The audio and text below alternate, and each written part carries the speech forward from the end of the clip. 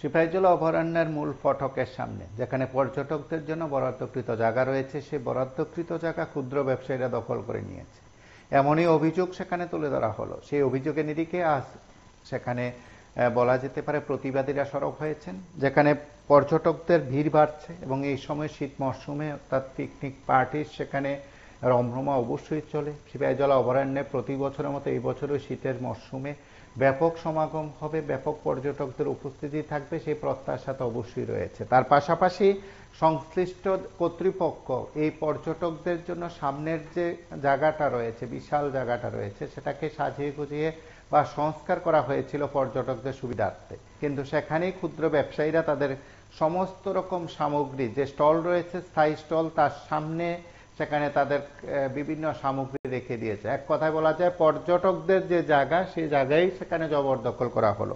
এ নিয়ে বিভিন্ন মহলে প্রশ্ন উঠতে শুরু করেছে। পর্যটন নিগম সংশ্লিষ্ট কর্তৃপক্ষেরও সেখানে ভূমিকা নিয়ে উঠল প্রশ্ন, এবং সেখানকার ব্যবসায়ী সহ অন্যান্যদের বক্তব্য যে তাদের জন্য নির্দিষ্ট স্টল রয়েছে, তারপরেও সেখানে মূল ফটকের সামনে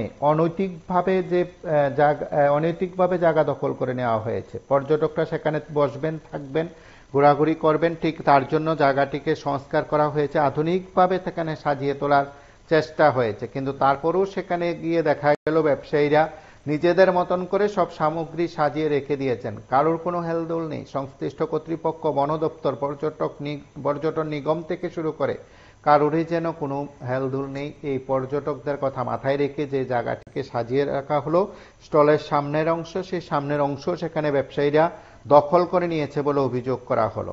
পর্যটকদের বসার জায়গায় এখন ব্যবসায়ীদের দখলে। এ নিয়ে দেখা দিল একটা বিরাট অংশ পর্যটকদের মধ্যে বা ভ্রমণ পিপাসুদের মধ্যে খুব, তারাই মূলত বিষয়গুলো তুলে ধরেছেন সংবাদ মাধ্যমের কাছে। তার পাশাপাশি সংশ্লিষ্টরাও বিষয়গুলো কার্যত স্বীকার করে নিয়েছেন।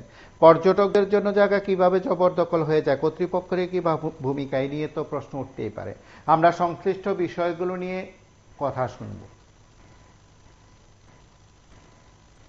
এই যে স্টলগুলো আপনারা দিয়েছে গভর্নমেন্টের থেকে দেওয়া হয়েছিল, এবং আগে দেওয়া হয়েছিল যে আপনারা স্টলের মধ্যে তার থেকে 1-2 হাত সামনে আইতো আপনার দোকান।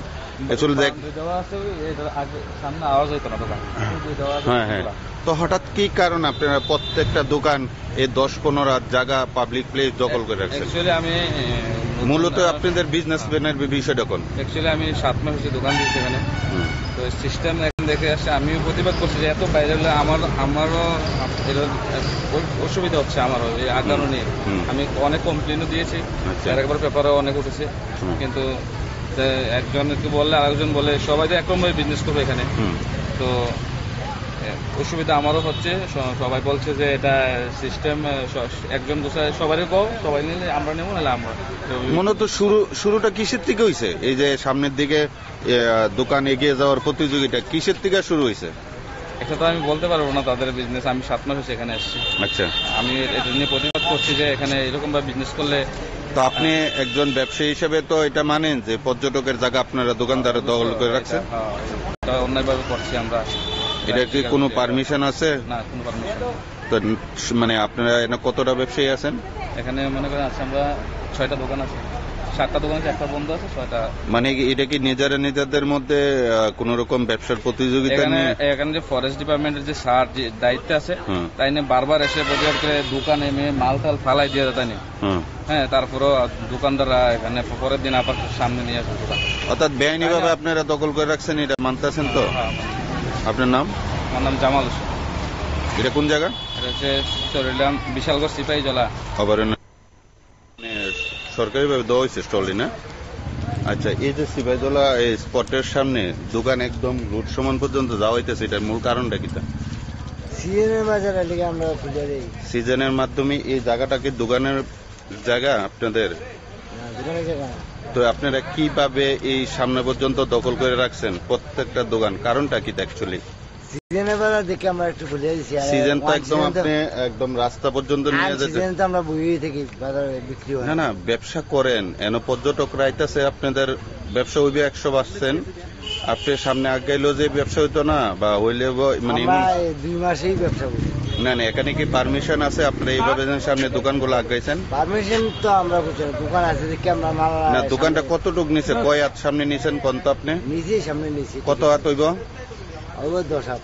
10 হাত। তা আপনি দোকান থেকে সিবাইজলা জোর 10 হাত জায়গা আপনি দখল করে দোকানটা রাখছেন। দখল করছি কি মাথা দিয়েছি। এটা তো পাবলিক প্লেস তো নাকি?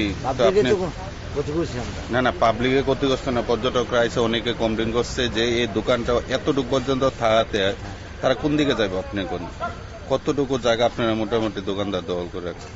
পাবলিক তো সব জায়গায় বসতে পারে, আমরা ওই যে চেয়ার দিই। না না, চেয়ারটা বড় কথা না, আপনারা প্রত্যেকটা দোকানদার এইভাবে নিয়ে রাখছেন, এটা কি ফরেস্টের কোনো পারমিশন আছে? না, পারমিশন নেই। আপনার নাম কি? আনোয়ার হোসেন। আপনার যে স্টলটা দিয়েছে গভর্নমেন্টের তো দিয়েছে না? আপনারা শুনলেন সেখানকার ব্যবসায়ীদের কি বা বক্তব্য। তার পাশাপাশি সে পর্যটন ক্ষেত্রগুলোর বিকাশে সরকার নিগমের যে ভূমিকার কথা শোনা যায়, সেদিক থেকে সার্বিক দিক থেকে একটা চক্রবুধ হয়। বরাবরই নিজেদের স্বার্থে তারা যে কোনো সময় সিদ্ধান্ত নিতে পারে। সেদিক থেকে এই ব্যবসায়ীদের বিরুদ্ধে ব্যবস্থা নেবে বলে প্রত্যেকে আশাবাদী, কারণ তাদের জন্য ব্যবস্থা করে দেওয়া হয়েছে। কিন্তু তারা আবার পর্যটকদের যে বসার জায়গা, ঠিক সেখানে তারা তাদের সামগ্রী রেখে দিয়েছে। স্বাভাবিক কারণে সেখানে প্রশ্ন উঠতেই পারে, প্রশাসন কোথায়, বন দপ্তর কোথায়, সংশ্লিষ্ট কর্তৃপক্ষ কোথায়, সিপাহীজলা কর্তৃপক্ষ কোথায়, নিগম কোথায় ইত্যাদি প্রশ্ন উঠতেই পারে। সেদিক থেকে কর্তৃপক্ষের ঘুম ভাঙবে কিনা সংবাদে, সেটা সময় বলবে। আপনারা সঙ্গে থাকুন, দেখতে থাকুন PB24।